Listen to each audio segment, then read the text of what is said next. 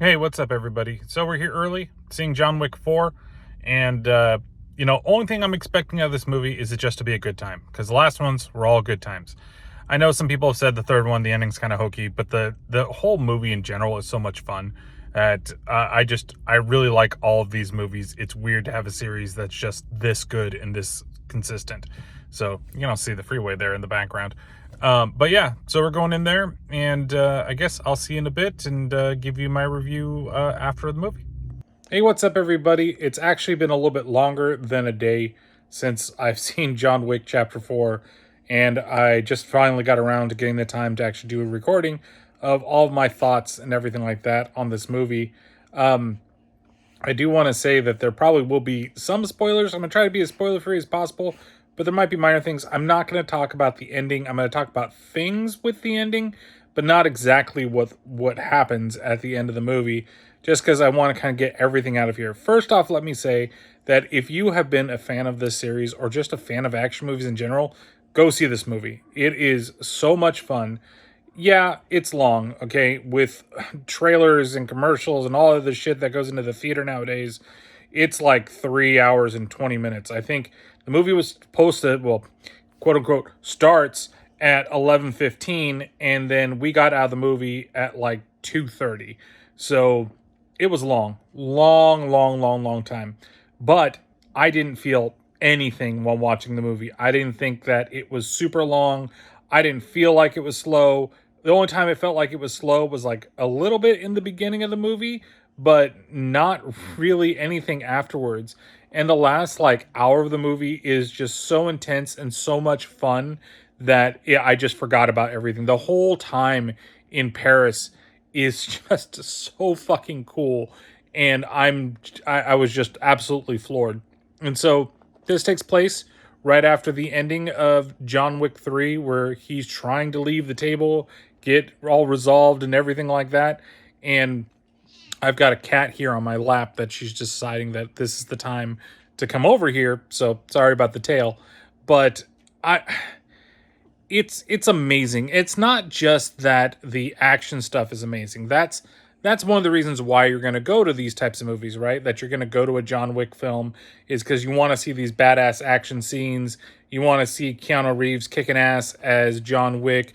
You want to see the gunplay. You want to see the fights. And there's a lot more, I feel like, rolling in this movie than anything else, but it feels like more actual, like, you know, close quarter combat than anything else when it comes to the movie.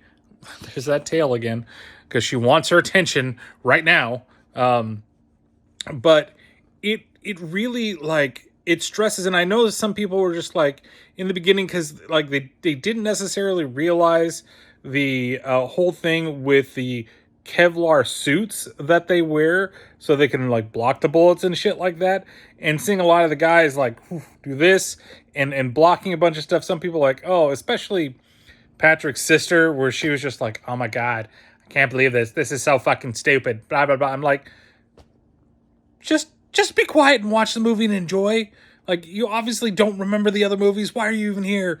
Like, I just wanted to say that like to her, but I'm like, I'm gonna be nice. I'm gonna be nice. And it was just, man, it was so much fun. Everything from the like I said, the action to the music just sets it right. And they usually, they use Painted Black. I feel like that was kind of like, par of the course or something like that. But the scene is so fucking cool when they're using it that I'm just like, I don't care that you're using like cheesy music that like fits it, but it's so like status quo in terms of the song that you're gonna use in this section and everything like that, that I just didn't give a shit, to be honest with you.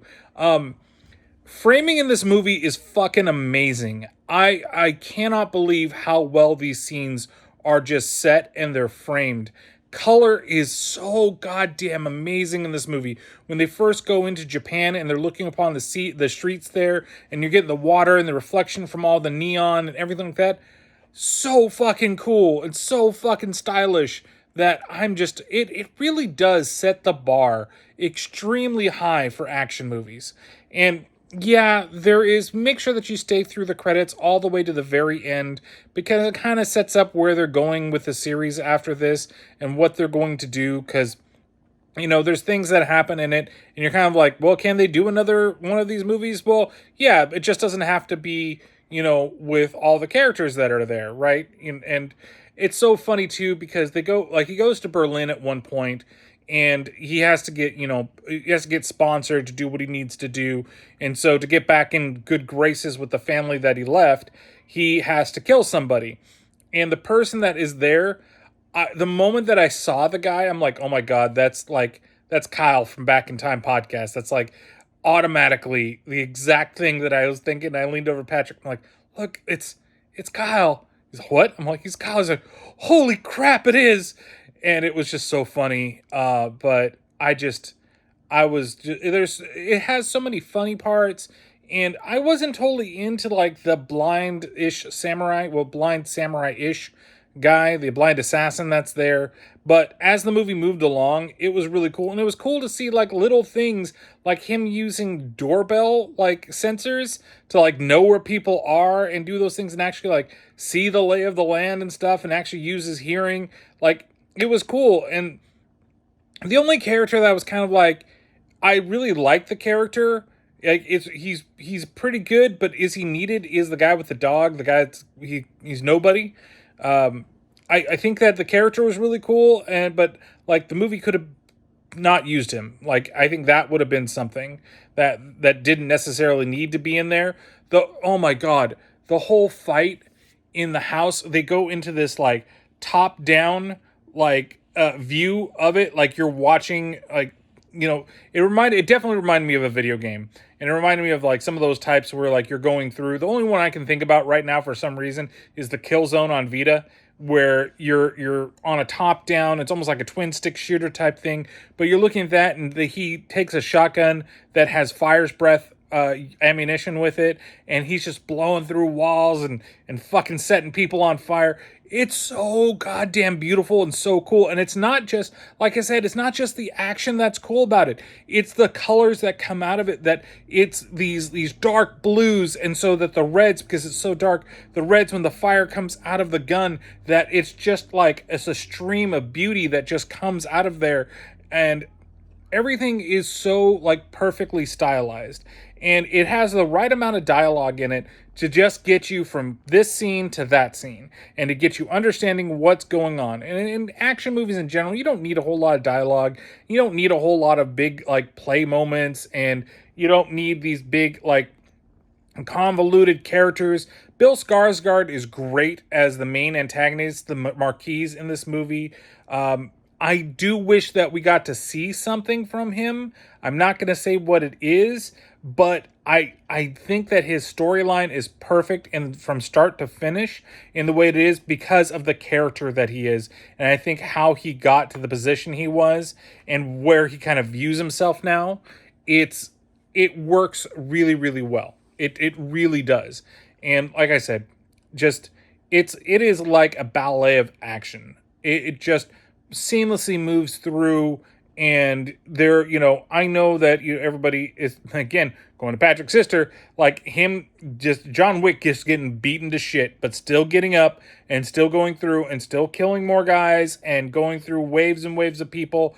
Yeah, is it a little unbelievable? If I take myself out of the movie and the world of the movie, totally, you'd be like, oh man, what the hell is this? And that was her reaction, like, oh my god, what's he gonna do? He's gonna go up there and he's gonna get his butt kicked some more, get stabbed like 75 times, and then still get up. Oh, he's bleeding to death, but he's still able to fight.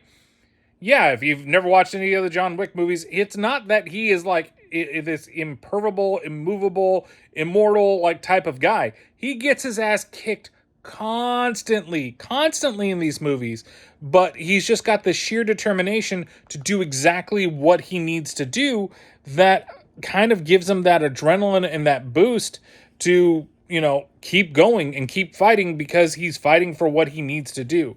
And it's cool because the first John Wick is very like we're just gonna we don't know if we're getting a sequel. We don't know what's going to go on. And it's a perfectly contained story. And 2 and 3 and now 4 do an excellent job of being like completely connected and actually getting you to like some semblance of the world and the story and how his actions, screwed him over for the next 3 movies.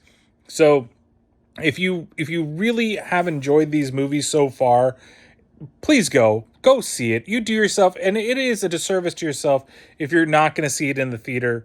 Make sure that you do go. If you're going to go see John Wick, you see it in the theater. It's worth your time. This is a solid, like, I would say all the movies, if you put all the movies together, it's a solid 5 out of 5 franchise. Solid 5 out of 5 franchise. And this movie, though, has a lot of things that you do not do to a dick. Okay?